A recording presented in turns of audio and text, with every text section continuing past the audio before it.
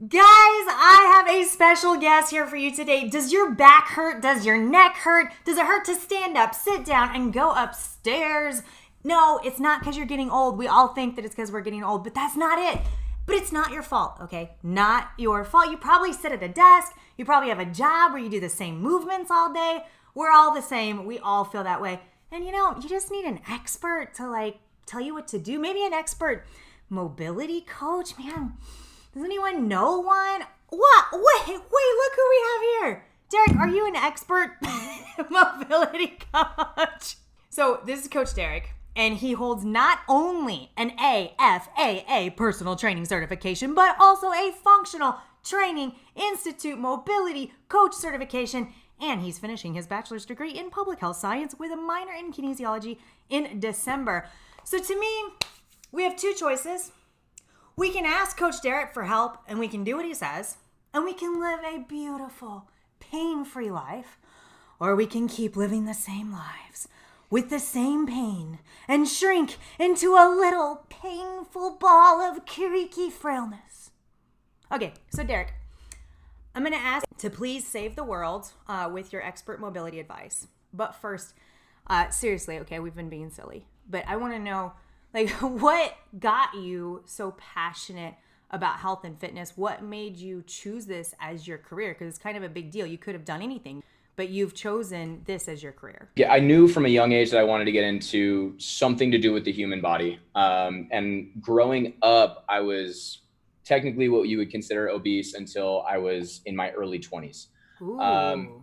Yeah, and it was just difficult. And so after, a long time, a little bit of education and a lot of support from my friends, I ended up just kind of slowly but surely losing weight, and kind of learning different aspects of fitness throughout that weight loss journey, learning how to burn fat, build muscle, and just kind of getting the basics down of what to do for myself.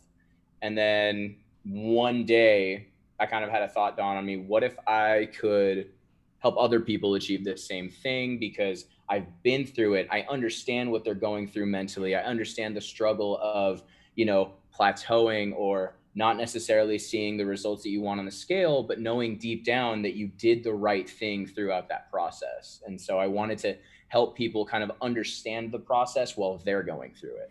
So I want you to tell me a little bit about that. How did you feel? Sometimes we have to go back to those feelings. How did you feel on the inside when you were a teenager? You're going through high school, early 20s, so you're probably in college or getting your first jobs. And how did you feel back then compared to now? On the inside, the side that maybe Derrick hasn't really talked about on, a public forum. I got really disheartened really easily throughout that adventure, especially in the very beginning, because I did sports my whole life. And so, I played football and I wrestled, and especially through wrestling where, I'm 5'6" at the time, walking around about 230 pounds. And I'm surrounded by these kids who are just absolutely peeled. They've sucked the water out of themselves. Meanwhile, I walk in kind of looking like a tan marshmallow. And so in a onesie.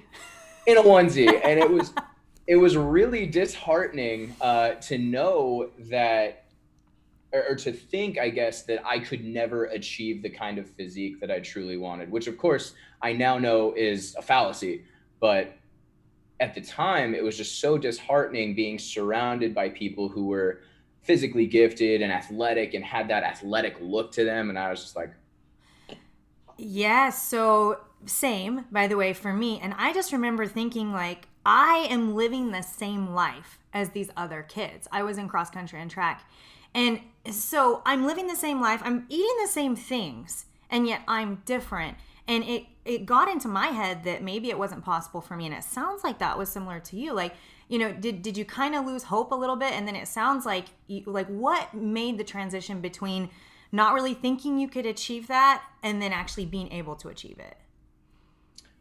It really was a simple matter of taking it upon myself to get started and actually educate myself on what I wanted to do. So it wasn't until I was probably 20 or 21 where I really looked at myself and said, wow, I'm a big guy. And I just kind of woke up, looked in the mirror one day and I said, I don't want to look like this and I don't want to feel like this anymore. And I think when I said, I don't want to feel like this anymore, that's when everything clicked. And that's when everything kind of came into perspective. And I was like, wow, I never really took it upon myself to actually get this process started. And so when I took it upon myself, like, okay, today I'm going to jog a full mile, or today I'm going to go to the gym and I'm just going to be in a gym setting for X amount of time and hope that somebody's gym juju rubs off on me and I leave here fit. Yes. So tell me about those feelings. Like you said that all of a sudden you didn't want to feel that way. Like explain to me Mm-hmm. what were those feelings that you were feeling you didn't want to feel anymore? I had no energy. I had bad knees at the time. My ankles constantly hurt. My heels gave me so much pain because I was a big guy. And so putting that kind of torque on my joints day in and day out. And at the time I think I was working as a lifeguard. So I'm like walking around a pool deck for hours on end. And so, knowing that I'm putting this kind of torque on my joints for X amount of hours per day and feeling achy and lethargic and sluggish and knowing that as soon as I go home, I'm going to need a nap because I've been carrying this around all day. And so having no energy was really like that turning point for me where I was like, wow, I want to be awake and go do things with my friends, but I'm constantly just like in this fog of negative energy and like achiness. Yes. And so you just started slowly but surely. And it was very similar to me when I was just seeking out an aesthetic. Like when I just wanted to look a certain way, it was honestly never enough to do the things. Like every night I would go to bed and I'm like, tomorrow I'm going to be awesome and I'm going to eat awesome. And then like I was eating like 2 Philly cheesesteaks when I would go to my favorite Philly cheesesteak place. So I wasn't being There that you go. awesome. But it was never enough. And it's not until, like, for me, I was like, wow, this is what my life's going to be like. I was 21 and I was like, this is the rest of my life? Like, this is who Julie Johnston grew up to be? Really? Like that. And I just remember that crushing point. And I agree with you. When you have enough energy, like, you can do anything if you have enough energy. Anything. Anything. And I don't know how parents do it. Like when they have kids and they don't have enough energy, I mean, they just suck it up and they do what they have to do. But I just can't imagine. Okay. So that is really, really cool. And I love hearing your story. And, we have a lot of trainers who, like they know a lot of stuff and they've, like my brothers, they've seen me and my weight loss, stories, so they understand it. But it's so cool that you've lived it. So cool. Like anybody should want to just sit down with you and feel comfortable sitting down with you because you've lived it. Okay. So I promise that I'm going to give these wonderful people watching I'm gonna let you talk and I'm gonna let you give them advice that's going to change their lives forever if they only follow it. But first, forever. I want to hear about a client that you've helped recently because you and I have talked about what we've gone through personally. But tell me about someone that you've helped, and I want to hear, where did they start out? How were they feeling on the inside? What was their life looking like on the outside, and who was it? So I believe he's actually a pretty good friend of yours. His name is Kevin Hoyt. Yeah. Yeah. So over the span of the quarantine that we had here in Vegas, I got really close with Kevin and his wife, Barbara, over Zoom when we did our workouts and when we did all the different Zoom boot camps and stuff like that. And it was just kind of by happenstance. And they used to come to my Sunday Bunday class, Yes. which is a lot of fun. But I would notice with Kevin, and it kind of started when I took over the Sunday classes, that like he just didn't move well. And like, I love the guy to death. Fantastic human being, stiff as a board. Yeah, one of the best humans ever. He survived cancer. He set Yeah. up a charity. Like, just like what he's done in Las Vegas has been incredible. But stiff as a board. Okay. Yeah. I joke around with him all the time that I want to write his biography and make a movie about him because Yes. the man's got a story. Oh. Yes. No. He like when I first met him, he spoke at like this club that I was in and he made me cry. That was my first meeting, like 10, 12 years ago, maybe 15. I forget how long. But yeah. Yeah. And he's just a likable dude. But when he was so stiff and, he would come into my Sunday class and we do a lot of things in that Sunday, like glute centric class, like Bulgarian split squats, back squats, Romanian deadlifts, stuff like that. And I noticed one day over Zoom, I had them doing Bulgarian split squats and he and Barb have like an entire gym set up at home, and they had a bench, they had a bar, they had everything you could ever want. It was awesome. But I have them doing Bulgarian split squats, and I have them holding dumbbells at the side, and I'm noticing that Kevin getting his foot on the bench, Kevin getting his foot out in front of him, Kevin, lowering his hips to an acceptable point to actually achieve the lift is almost like physically hurting him. And I can kind of see the wincing in his face, and I can kind of see like it's just difficult for him to get the motion down. And so we went into air squats, and I'm noticing, about a half depth air squat, and I'm noticing that it's still just the wince on his face never really left. And so it kind of got to a point where I was like, hey, Kev, maybe you come in, post quarantine, post pandemic, and we talk about, maybe going on the foam roller for a little bit, doing a little stretchy stretch, just trying to get a little bit of motion in you, and try to get a little bit of motion, in your hips. And because I originally thought the problem with was his hips. And then after kind of doing an assessment with him, we realized that he had stiffness and tightness everywhere. And so what started off as me just kind of noticing like, hey, this man could use some help lunging and squatting, kind of turned into, hey, this man could use some help standing and walking and lunging and moving. And the more I got to know him, the more I realized like he would wake up in pain. Oh. And I know. And see, we never knew that because he's never told us. And like he really just bore that burden with like a stone face, the man. And like I felt so bad. I was like, oh my God, like such a nice man in so much pain.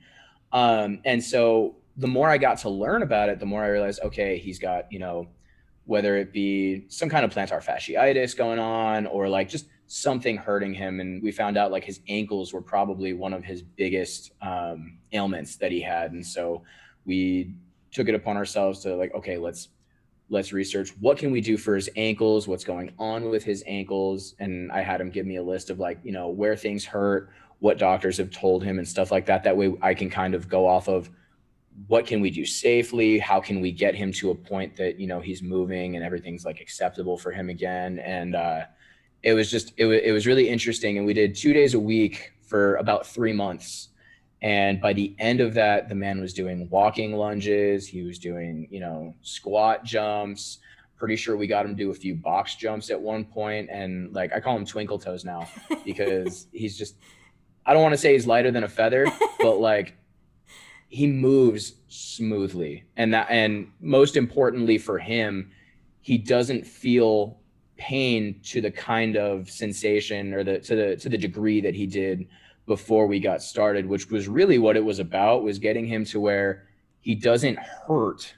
And because he doesn't hurt, he's able to actually move again, and he's able to get through a full workout again without having to kind of shake off some rust. He's not quite like a Tin Man anymore. So how has that affected his life? And I know he wrote you this long, long letter that we want to share with everyone. And so, but from what you can remember, like, how is it, does he wake up and just feel better as well? I ask him that a lot, actually. I'm like, hey, how'd you feel this morning when you wake up? And every time he comes in the gym, I'm like, hey, how do your calves feel? How are your ankles? And like, where it used to be, he would tell me like, I had a hard time sleeping last night, getting out of bed hurt today. Like, it's just like, he used to have to lay in bed for anywhere from 10 to 20 minutes after he woke up, because getting out of bed, like, would essentially require him to be mentally prepared to move himself and to, start putting weight on his feet. And, now, to my knowledge anyway, he jumps out of bed like Grandpa George from Willy Wonka just pops out. I mean, he's not that old. Do you know how old he is? Kevin? Yeah. I have no idea. If I had to guess, I think he's in his late 40s, but yeah. I'm going to tell he looks 37. Yeah, he looks, and that's how old I am, and we look great, so yeah. Yeah, you do. Now, like, he can jump out of bed, whereas before, getting out of bed was a 20-minute process. And when he comes in the gym and I ask him, like, how are your calves? How are your ankles? Do you feel any pain? He's like, I got a little tweak in my knee, but I'm good. Oh, so and like, good.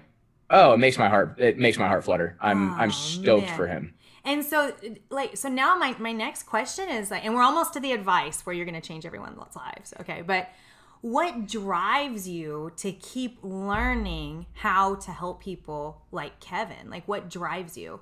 Good question. I think what drives me most is the fact that I see people, and people in our gym in particular, who need a certain thing, and I see it's affecting, X amount of people, and I'm like, wow, if I were to gain knowledge in this specific category of the fitness field, I could help so many more people than if I were to simply continue doing what I'm doing and just kind of observe without actually offering these people some assistance, right? So, with Kevin, it was like I saw one person who needed some mobility help.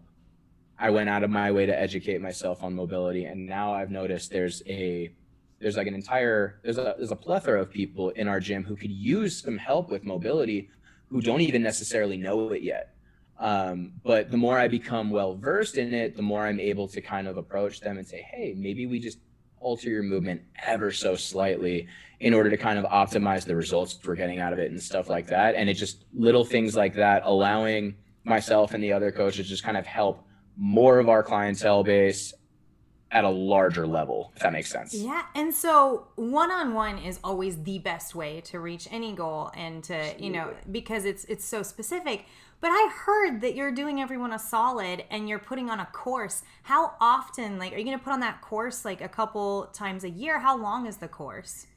So the course is 12 weeks. It's 2-hour-long sessions per week.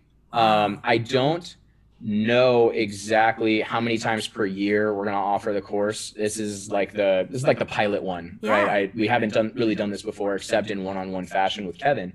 But I'm hoping that it'll be successful enough, and I don't see any reason why it won't be successful enough that we could do it again. But it's going to start around end of September and go until about mid-December. Nice. But the idea behind it is that I have a lot of people who there's kind of a range of people in it. Most people don't move well, or they're a little bit stiff, or they're a little bit like clicky and achy. Mm-hmm. And I have a couple people who are relatively well versed in weightlifting who simply want to achieve certain movements a little bit cleaner, a little bit snappier, with a little bit more of just a cleaner range of motion, I guess you could say. Got it. And are you ever going to offer an online version of this? I'm happy to offer an online version of this. I have so cool. Yeah, I'm stoked. But I have some people who have inquired about down at the other location in the southeast part of the valley.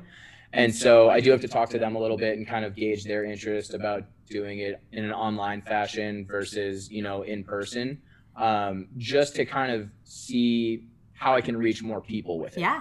And how I can help more people gain their mobility or just their independence, in a pain-free way. You could do one-on-one online or group online. Okay, well, we have to get to my promise, because I promised everyone that we would save them from getting creakier and more frail.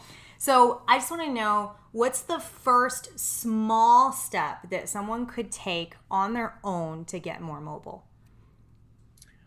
My opinion, go for a walk. Okay.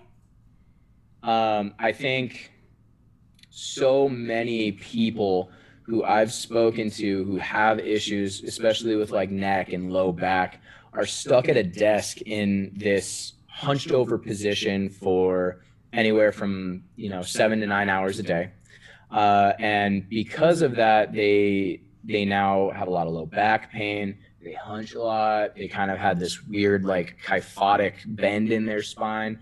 And so I would probably say, if there's anything to just get you started and get you to where, you're ready to begin that process, go for a 20-minute walk every single day. Nice. And I have to admit, and you're going to get me in one of your mobility things soon. See, like yoga, I can't do yoga. I mean, yoga's great. I've never found myself able to make it through a yoga class.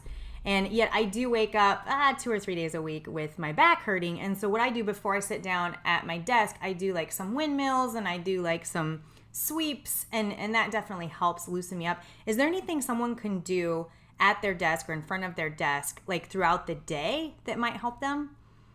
Stand up. Stand up? Okay. Just stand up. I have one of my clients who I do with a small group training.